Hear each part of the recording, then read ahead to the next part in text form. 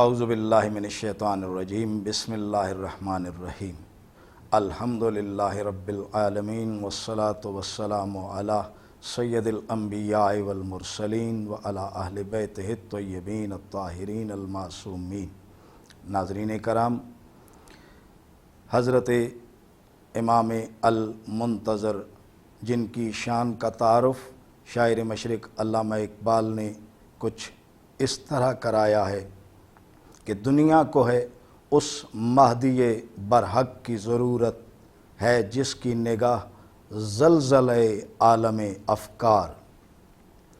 آج کے عالمی معاشرے کے مسائل کے حل کے لیے جس انقلابی فکر کی ضرورت ہے وہ انقلابی فکر حضرت المنتظر ہے، اور اس فکر المنتظر کو عالمی سماج تک پہنچانے کا مصمم ارادہ چینل منتظر نے کیا ہے۔ ناظرین، میں اس بات کی وضاحت کرنا چاہتا ہوں کہ انسانی فکر 4 مرحلوں پر مشتمل ہے۔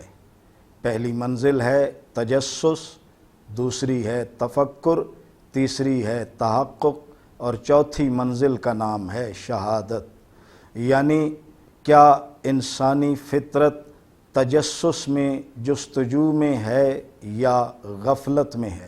اور جب جستجو ہوگی تو پھر دوسری منزل ہے کہ تفکر ہوگا، اور جب تفکر کی منزل پر انسانی فکر آتی ہے تو پھر وہ تحقیق کرتی ہے، اور تحقیق کے نتیجے میں اگر حقیقت تک پہنچ جائے تو پھر یہ ذمہ داری ہے کہ اس حقیقت کی گواہی دی جائے، اس کو مشتہر کیا جائے اور اس کا اعلان کیا جائے۔